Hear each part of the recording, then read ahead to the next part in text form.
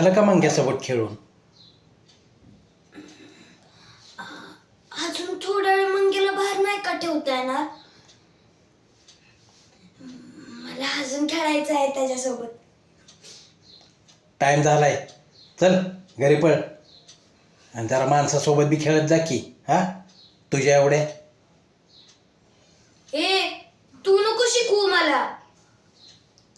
शेठसारखा बोल नकोस हो तू. हा, तुझ्या शेठचाच मुलगा आहे ना रे मी.